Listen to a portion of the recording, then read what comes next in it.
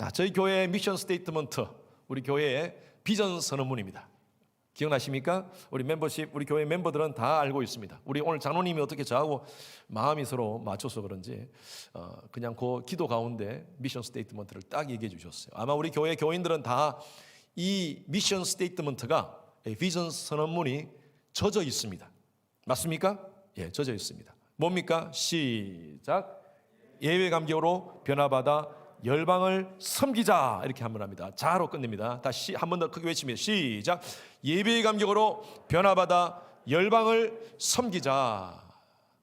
이 미션 스테이트먼트에는 중요한 세 단어가 있습니다. 예배 감격, 변화, 열방 섬김. 자, 뭡니까? 시작. 예배 감격, 변화, 열방 섬김.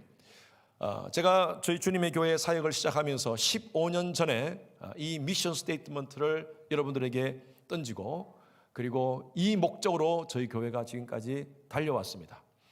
그래서 사실은 저희 교회의 가장 중요한 정말 어떤 가치가 이곳에 다 담겨져 있습니다. 어떻게 하든 예배를 통하여서 우리가 변화받아서, 그리고 우리가 열방을 섬기는 하나님께서 이 땅 가운데 주신 그 사명, 선교적 사명을 감당하는 것, 그것이 바로 우리 교회의 비전입니다. 교회의 본질이 뭡니까? 교회의 본질이 뭡니까? 보통 이렇게 물으면 많은 사람들이 선교입니다 라고 얘기합니다. 예, 선교 굉장히 중요합니다. 그런데 왜 선교해야 됩니까?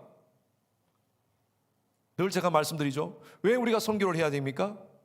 모든 열방들이 그들이 하나님을 만나고 그들로 하여금 예배케 하기 위해서. 선교의 목적은 바로 예배입니다.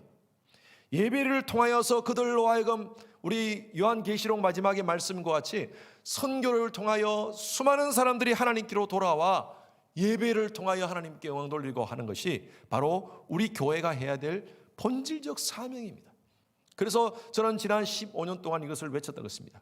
예배와 선교입니다. 왜 선교해야 됩니까? 예배를 위해서요. 그만큼 예배는 중요하고요, 우리 그리스도인에게는 예배가 생명인 줄로 믿습니다. 여러분, 올 한 해 예배에 성공하시길 바랍니다. 작년 3월부터 팬데믹 이후로 지금 비대면, 대면이라는 그런 단어가 생겼습니다. 온라인으로 예배 드리시는 분들은 비대면 예배를 드린다, 그렇게 얘기를 하고요, 현장에 나와서 지금 예배 드리시는 분들은 대면 예배를 드린다라고 그렇게 얘기를 합니다.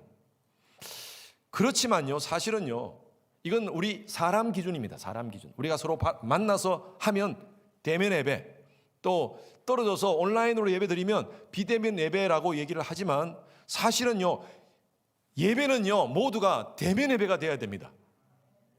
누구께 드려지는 예배입니까? 이 예배가 하나님께 드려지는 예배입니다. 하나님께 온라인이든 오프라인이든 모두가 대면 예배가 되어야 됩니다. 그런데 여러분, 온라인 예배가 사실 쉽지는 않습니다. 온라인 예배가 참 쉽지를 않아요. 저도 지금 우리 3일째 우리가 온라인으로 집회를 하고 있지 않습니까? 이미 녹화된 것을 이렇게 7시에 나가는데, 어제도 제가 앉아서 이렇게 예배를 탁 찬양하면서 예배를 드리는데 애들이 왔다 갔다 하고, 좀 움직이지 마라 너희들은. 너희도 안 그러면 왔다 갔다 하려면 같이 아빠하고 같이 예배 드리자라고 해도 또 지네들은 지네들 스케줄이 있으니까 아이고 예배가 자꾸 바들이 되더라고요. 그러면서 제가 성도들의 마음을 이해했어요. 야, 이거 온라인 예배가 쉽지 않구나. 아마 지금 온라인으로 들으시는 분들 예배가 쉽지 않을 겁니다.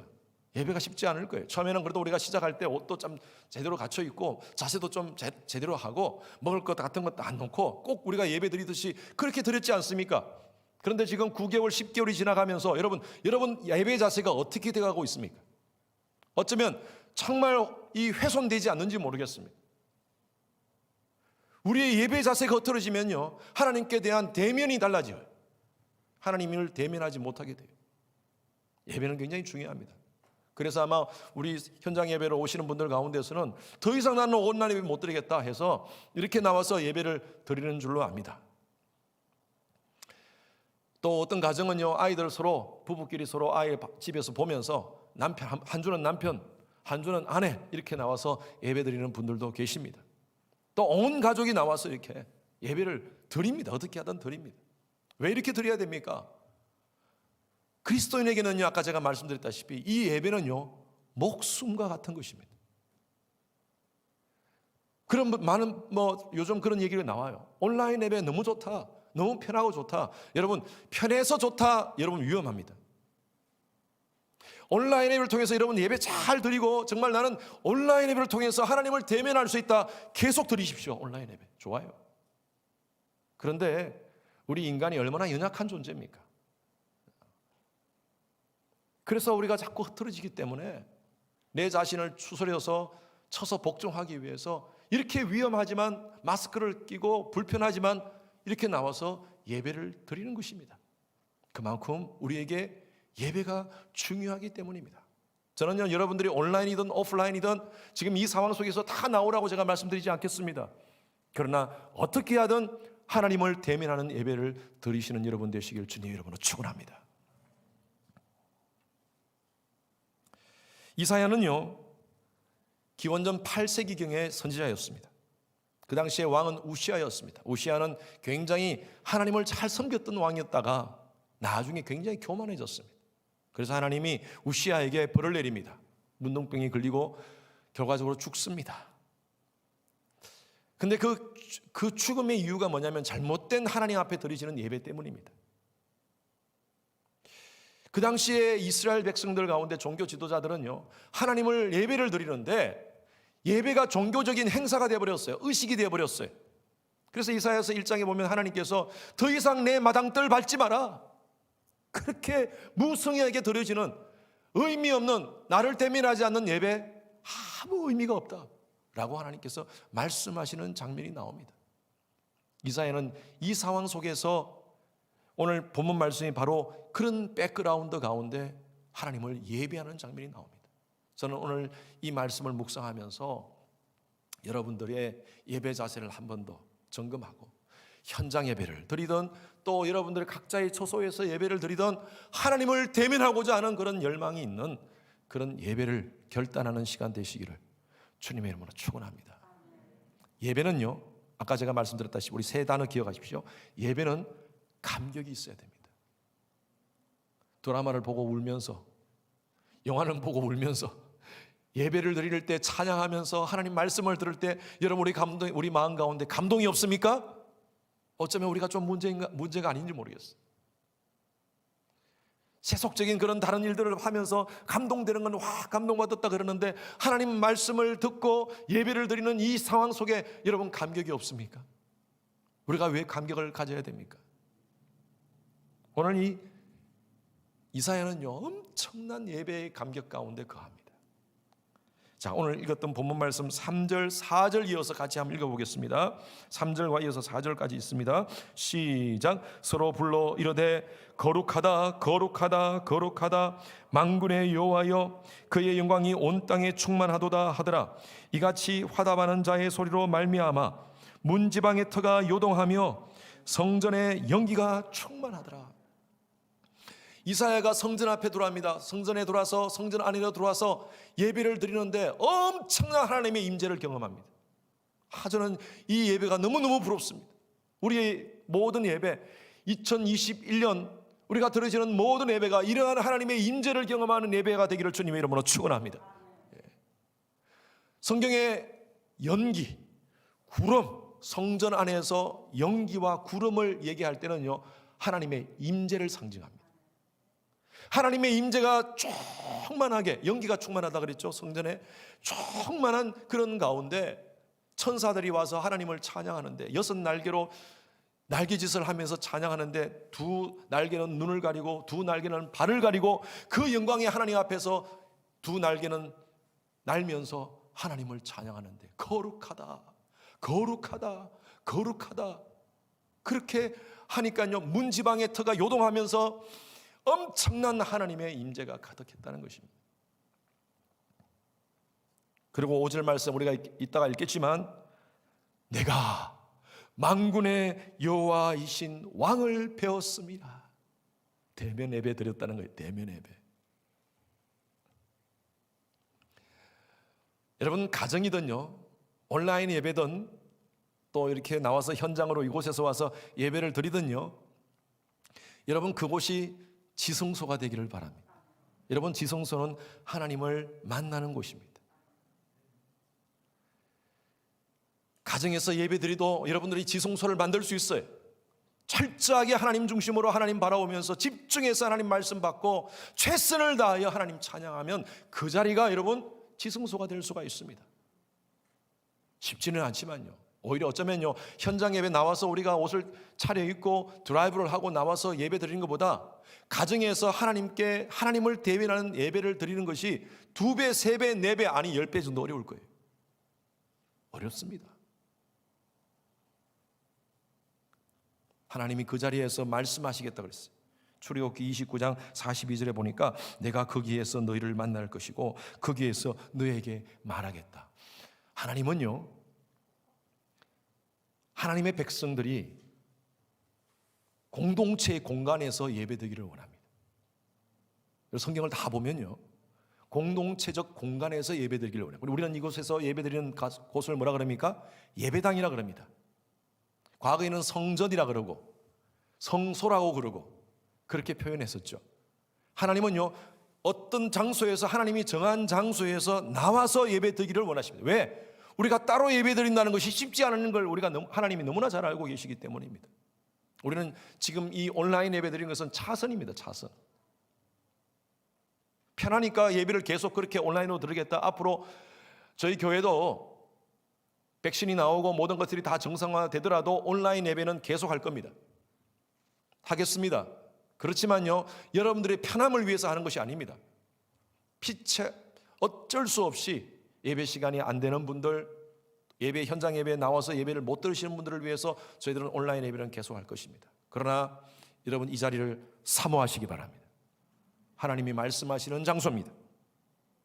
내가 거기에서 너희를 만날 것이고 거기에서 너희에게 말하겠다. 하나님 말씀하셨어요. 그래서 여러분, 우리는요, 이 자리를 사모합시다. 이 자리에서 하나님의 임재를 사모하고 하나님을 대면하는 이 장소를 사모하면서 하나님께 예배를 드립시다. 예배의 시간은 하나님을 만나는 시간입니다. 이 시간은 우리는 어떤 지적인 것을 충족시키는 시간 아닙니다. 목사의 설교를 통하여서 성경적인 지식을 채우는 시간이 아닙니다. 어떤 세상적인 어떤 그런 정보를 아는 시간이 아닙니다. 이 시간은 하나님을 만나는 시간인 줄로 믿습니다. 그래서 이 시간이 하나님을 만나는 시간이기 때문에 우리에게는 감격이 있는 겁니다. 우리에게 왜 감격이 있습니까? 하나님을 만난다는 것은요, 저와 여러분들이 누굽니까? 예수의 보혈로 구속받은 하나님의 자녀 이전에 우리가 누구였습니까? 죄인이었어요. 죄인. 거룩하신 하나님 앞에 설 수 없는 존재입니다. 하나님 앞에 우리가 무엇으로 서겠습니까? 하나님 앞에. 근데 하나님께서 우리를 이 거룩한 예배의 장소로 우리를 불러서 우리를 세워주셨어요. 누구 때문에? 아까 예수의 보혈로 구속받았기 때문에. 여러분, 이것이 바로 감격이라는 거예요. 하나님께서 저와 여러분들이 가졌던 모든 죄를 하나님이 예수의 피로 말미암아 정하게 해주셨어요. 깨끗하게 해주셨어요. 이로 말미암아 우리에게 영생을 허락해 주셨어요. 여러분, 이 감격을 가지고 이 자리에 서는 겁니다. 우리는 죄인이지만요. 여러분, 칼렌다라는 말 아시죠? 칼렌다가 뭐죠? 달력이죠. 달력. 이 달력이라는 말이 원래 이 어원이 어떻게 되냐면요, 이 칼렌다라는 어원이 회계장부입니다. 회계장부, 차용증 같은 그런 거예요. 그래서 과거에 이 로마에서 나온 말인데, 칼렌다리움이라는 것이 바로 원래 원어 뜻인데, 칼렌다리움, 그것은요 회계장부인데 1월 1일 날 로마에서 광장에 채권자들과 채무자들이 다 만난답니다. 그 시간을 정해서 나라에서 그것을 정해가지고, 과거입니다. 과거에. 지금은 그렇게 하지 않지만, 그래서 이 칼렌다리움 가지고 있는 장부들을 다 가지고 와가지고 이제 서로 이 정산을 한답니다. 정산. 작년 1년 동안 제대로 이자를 제대로 갚았는지, 얼만큼 또 차용을 했는지, 그런 것들을 채권자와 채무자들이 서로 정산하는 시간이 바로 이 칼렌다리움을 가지고 다 1월 1일 날 만난답니다. 그리고 나라에서 달력을 제공해 줬답니다. 그래서 이 달력이라는 단어가 이 칼렌다리움에서 나왔다. 칼렌다리움.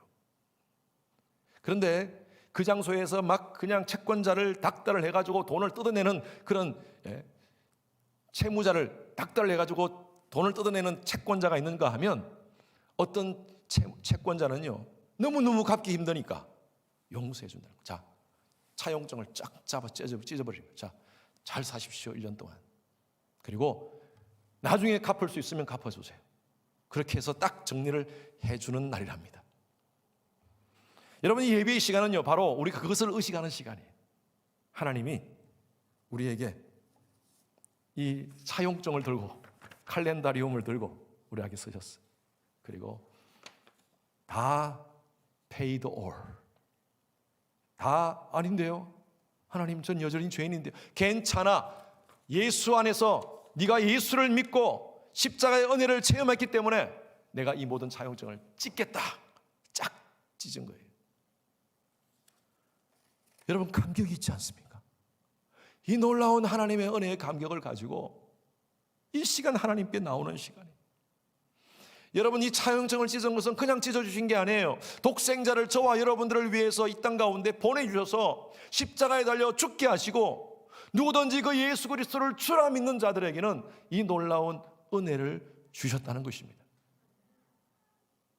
여러분, 값싼 은혜가 아닙니다. 이 감격으로 이 예배에 나와야 됩니다. 이 감격을 가지고 2021년 한 해 하나님을 정말 최선으로 감격적인 예배를 올려드리시는, 하나님을 대면하시는 여러분 되시길 주님 이름으로 축원합니다. 두 번째로는요, 예배의 감격, 그 다음 뭐였죠? 변화입니다. 변화. 예배를 가운데서 여러분 변화받아야 됩니다. 이사야는요 하나님의 그 놀라운 영광스러운 장면을 바라보면서, 예배 가운데 바라보면서 그때 5절 말씀 보십시오. 이렇게 고백합니다.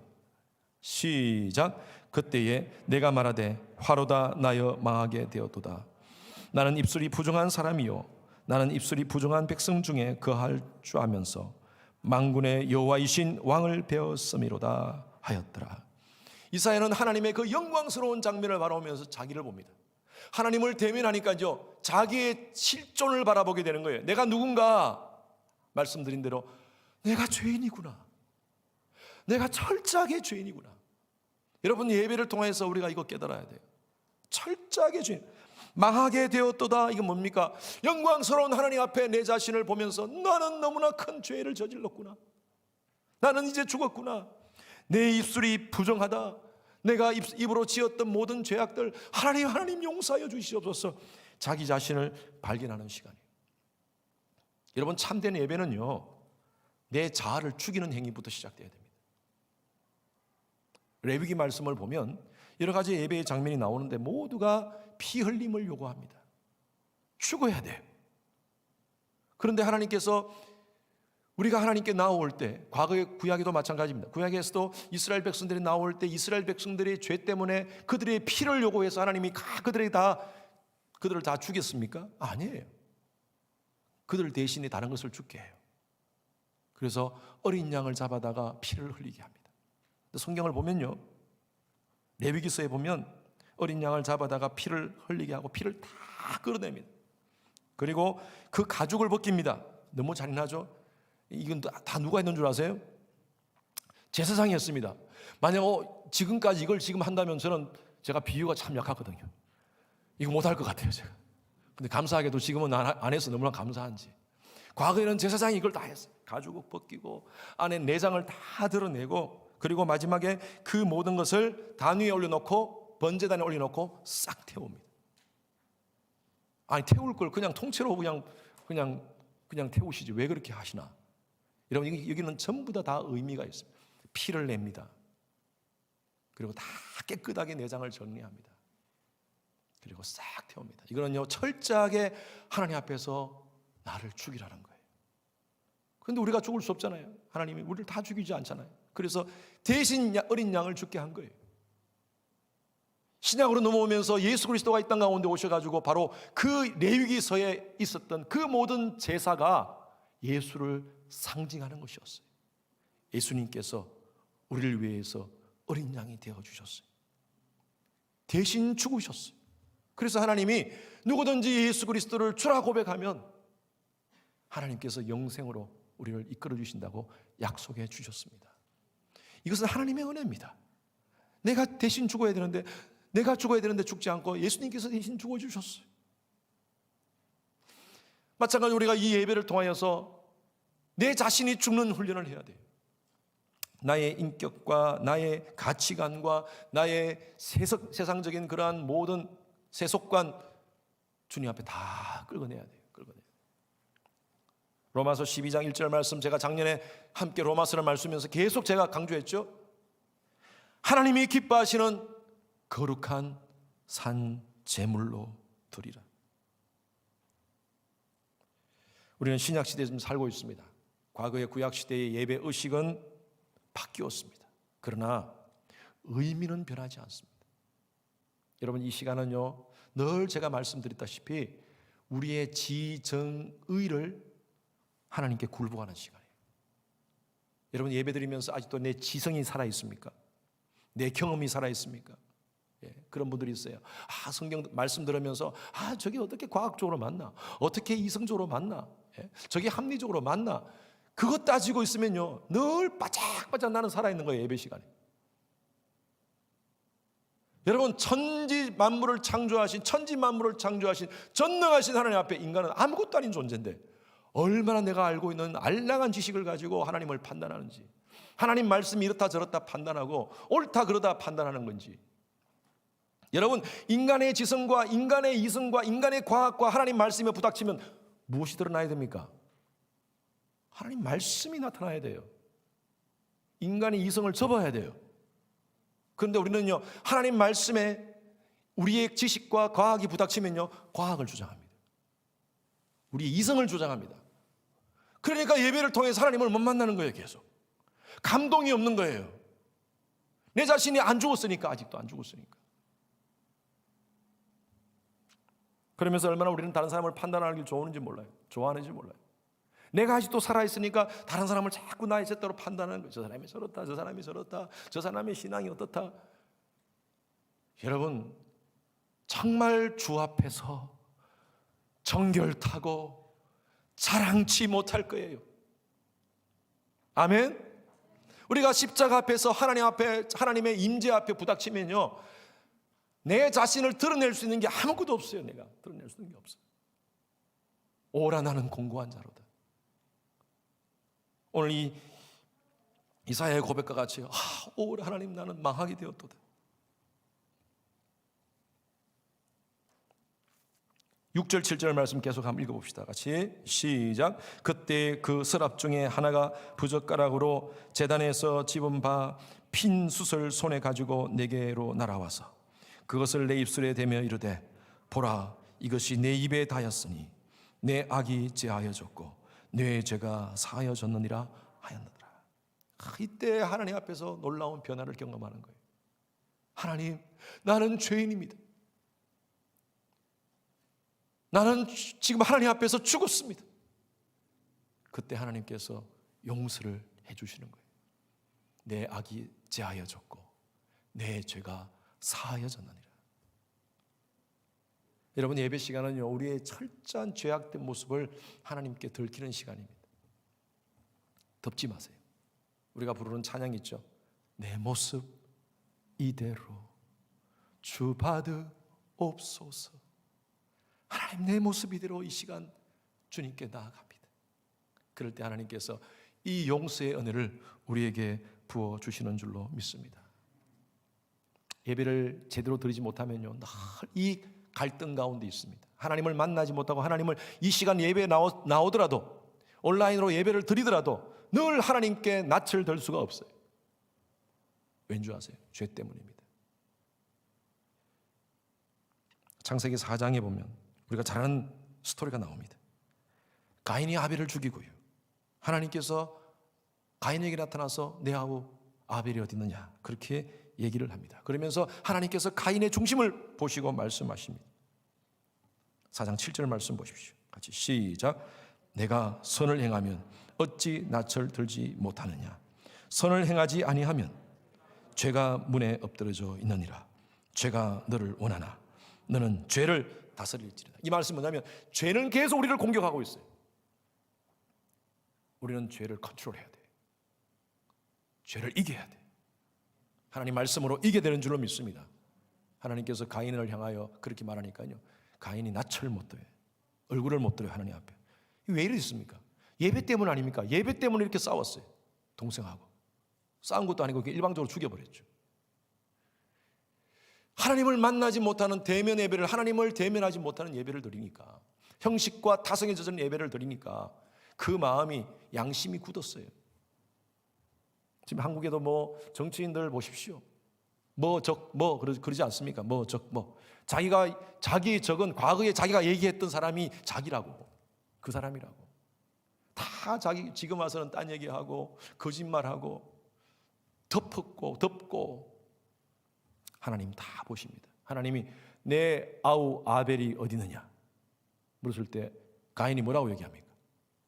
내가 내 아우를 지키는 자니까. 뻔뻔스럽습니다. 하나님 다 아시는데요. 내가 아우를 지키는 자입니까? 아우를 죽여놓고.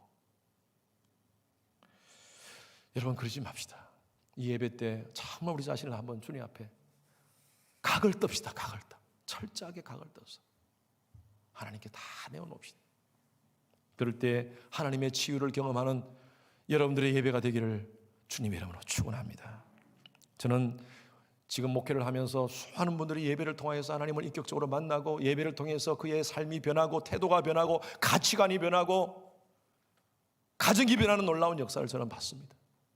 올 한 해도 여러분들이 예배를 통하여 변화받아 여러분을 통하여 가정이 변하고, 여러분을 통하여 여러분들의 주위가 변하고, 여러분을 통하여 세상이 변하는 놀라운 역사가 일어나기를 바랍니다. 그래서 세 번째로는요, 예배의 감격으로 변화받아 어떻게 해요? 열방을 섬겨야 됩니다.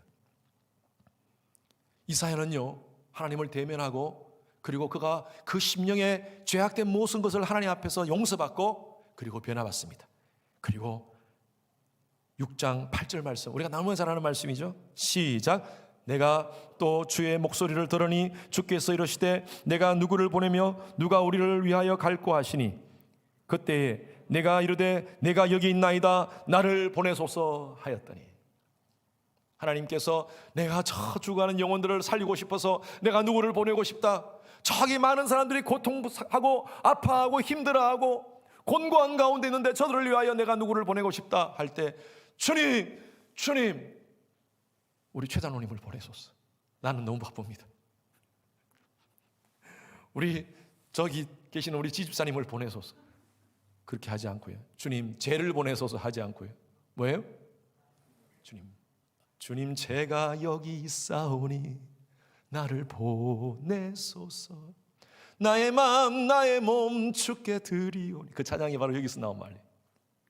하나님 나를 보내소서. 나를, 제가 그 일에 쓰임 받겠습니다. 여러분, 사명 감당하는 거예요. 여러분, 예배를 통해서 하나님 대면하니까 자기 자신이 변하고요, 생각이 변하고요, 가치관이 변하고요, 하나님 주시는 사명으로 불타오릅니다. 하나님 제가 뭘 할까요? 여러분, 예배를 통해서 사람이 변하면요, 사명 따라 삽니다. 목적이 달라집니다. 하나님 나를 위해서 내가 무엇을 할까? 어떻게 쓰임받을까? 이렇게 고백합니다. 여러분, 이 한 해 하나님께서 지금 여러분 가정에, 여러분 부모님을 위해서, 여러분 형제를 위해서, 아직도 믿지 않은 친척들을 위해서 내가 누구를 보낼까 할 때, 우리 남편이 말을 잘하니까 우리 남편을 보내소서. 우리 와이프가 말을 잘하니까, 신앙이 나보다 더 좋으니까 우리 와이프 보내소서. 그렇게 하지 마세요. 하나님 제가 하겠습니다. 제가 우리 가족 복음화시키겠습니다. 아멘. 내가 주위에 있는 사람들, 내가 만나는 사람들에게 예수 사랑 전가하겠습니다. 흔적자, 예수의 흔적자가 되겠습니다. 하나님께서 여러분 각자에게 다 사명을 주셨어요. 모두가 선교사, 목사 하라고 하는 거 아닙니다. 여러분 각자의 현장에서, 여러분 삶의 현장에서 여러분들이 미셔널 라이프, 선교적 삶을 감당하시면 됩니다. 사도 바울은요, 평생 내가 사나 죽으나, 사는 것도 유익하고 죽는 것은 더 유익하다 그랬어요. 왜? 죽으면 천국 가니까. 근데 사나 죽으나 중요한 것은 내 몸에서 그리스도와 존귀 되게 하려 함이라. 여러분, 이것이 바로 우리의 사명이에요. 우리를 통하여서 예수가 드러나야 돼. 저희 어머님이 가끔 자꾸 저한테 리마인드를 시키세요. 한국에 계시는데, 너희들 내가 죽으면 걱정하지 마라. 내 몸은 깨끗하게 병원에 기증했다. 저희 어머니 간호원으로 평생 계셨기 때문에 그 일하셨던 그 병원에다가 본인이 내 몸 연구용으로 쓰라고 사인하셨다는 거예요. 아니 그래서 아니 그거 저기 동생들하고 다 어머니 허락을 받아야 되지 않습니까? 왜 내가 너희들 허락받냐? 내 몸 내가 알아서 하는데. 그래서 마지막까지 내가 하나님을 위해서 깨끗하게 드리고 가고 싶다. 그러니까 내 몸 걱정하지 마라. 딱 그러시더라고요. 근데 제가 그 말씀을 듣고 막상 이 일이 닥치면 내가 어떻게 해야 되나 참 고민할 것 같아요. 진짜. 병원에서 그 일이 만약에 어머니 몸을 시신을 가져가겠다 그러면 내가 어떡할까? 어떻게 해야 되는가 자식으로서. 지난주에 제가 신학교 동문 목사님 사모님이 돌아가셨어요. 52살입니다. 52살. 뇌종양으로 고생하시다가 돌아가셨는데 이 목사님이 장례를 치르고 나서 동문 목사님들에게 서신을 보냈어요. 편지를 보냈어요. 제 마음이 울렸어요. 사모님이 돌아가신 날 그날 밤에 바로 그 당일날에 병원에서 연락이 왔습니다. 신체 기관 올간 도널 그 기관 센터에서 빨리 기증을 하고 싶으면 지금 빨리 해야 된다라고 이렇게 전화를 했다는 것입니다. 목사님이 갑자기 당황해가지고 이 소식을 들으니까 지금 막 이 슬픔 때문에 정황이 없는데 이 얘기를 들으니까 내가 지금 아직도 지금 정신이 없다. 내가 조금 더 생각하고 내일 전화할게. 근데 그쪽에서는 하루속히 당신의 아내의 몸에 있는 장기를 다른 사람에게 기증하고 싶으면 빨리 결정을 해야 된다라는 그런 얘기를 들었대요. 목사님이 밤새도록 잠을 못 자고 있는데 밤에 기도하는데 하나님이 이렇게 말씀하시더래요. 내 아내의 몸을 내게 줄 수 있겠니? 많은 사람이 필요하단다. 그러면서 갑자기 3년 전 생각이 나더랍니다. 3년 전. 3년 전에 운전면허 갱신을 위해서 아내가 올겐 도널 그 항목에 체크할까 말까 그렇게 목사님한테 묻더래요. 그래서 목사님이 이렇게 얘기했답니다. 괜찮겠어? 신체에 손상이 많이 가는 것인데. 그러니까 아내가 뭐라고 얘기했냐면 죽은 몸이 썩어져 버리는 것보다 필요한 사람에게 주는 거 안 낫겠어? 그러면서 씩씩하게 체크를 했답니다. 그래서 목사님이 그 생각이 나서 그날 새벽에 가장 먼저 그 오픈하는 시간에 전화를 바로 해가지고 필요한 사람에게 주기로 마음먹었다. 원래 사인한 대로 그렇게 아내의 몸의 기관을 제공하라라고 동의하고 절차를 밟았다고 합니다. 근데 쉽지 않은 과정이었어요. 그리고 목사님이 다 하고 나서 장례식을 다 치르고 다 그 프로세싱을 다 하고 나서 기도문을 써서 또 보내셨어요. 근데 그게 굉장히 깁니다. 제가 짧게 한번 인용하겠습니다. 아내가 그 몸을 하나님께 기도하면서 감사 기도한 겁니다. 아내가 그 몸을 52년 동안 잘 쓰게 해주신 거 하나님 감사합니다. 그리고 또 사용해 주신다니 또한 감사합니다. 아내의 몸에 그 맑은 눈의 강망으로 누군가 하나님이 창조하신 아름다운 세상을 볼 수 있다면 그는 하나님의 영광을 찬양할 것입니다.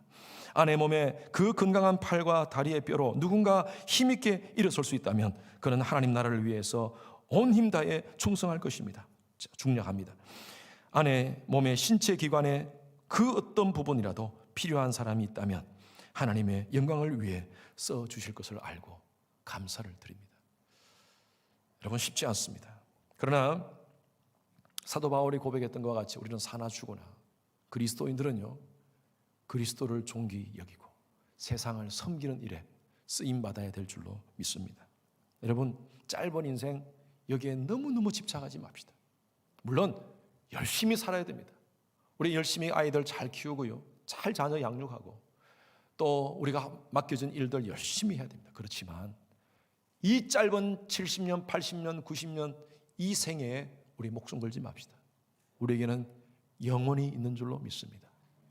이 시대에 살면서 열심히 주신 사명 감당하며 사나 죽으나 그리스도의 이름을 존귀 여기게 하는 그 일에 정말 멋지게 쓰임받다가 하나님께 섰을 때 착하고 충성된 종아라고 인정받는 저와 여러분들의 삶이 되기를 주님의 이름으로 축원합니다. 여러분 그러기 위해서 예배에 성공하셔야 됩니다. 예배가 답니다. 신앙생활의 예배가 답니다. 다시 한 번 더 우리 교회 미션 스테이트먼트 외칩니다. 시작. 예배의 감격으로 변화받아 열방을 섬기자. 할렐루야. 그래서 여러분들에게 구체적으로 3가지 적용점 말씀드립니다. 여러분 예배에 성공하기 위해서요. 첫 번째 3P로 말씀드립니다. Preparation. 예배 준비 잘 하십시오. 저도 우리 교회 리더들에게 지금 이메일로 다 보내드렸습니다. 아직도 이메일 저한테 리플라이 안 하신 분들이 있는데 리플라이 해주시기 바랍니다. 저희 교회 리더들에게 제가 4개월 동안 설교할 모든 설교 제목과 레퍼런스를 다 드렸습니다. 여러분들, 저는 철저하게 4개월 전부터 예배를 전체 예배 흐름을 준비합니다. 우리 교회 모든 사역자들도 마찬가지입니다. 예배를 철저하게 준비하게 합니다. 왜? 준비 없이 드려지는 예배 안 됩니다. 그냥 하나님께서 은혜 주시면 주시고 말면 말고 아닙니다. 우리가 어떻게 하든 하나님 앞에 은혜를 받아야 됩니다. 예배를 통하여서. 그래서 준비된 가운데 하나님의 기름 부어주세요. 여러분 자신도 마찬가지입니다. 마음의 준비를 하십시오. 여러분 자세를 준비하십시오. 그리고 헌금도 미리 준비하십시오. 온라인으로 드리든 이 자리에 나와서 하나님 예배 드리든 헌금을 드리든 바르게 준비하십시오.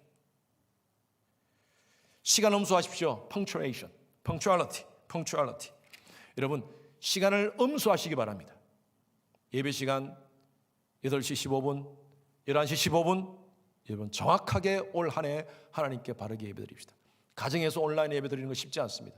뷰가 자꾸 처음에 시작할 때가 뷰가 좀 약해요.